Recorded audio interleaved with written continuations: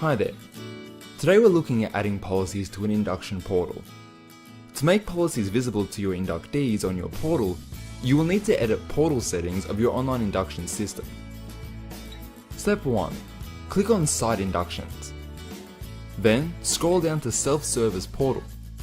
Click on Actions and then on Show Advanced Settings. Click the Show Policies On or Off button.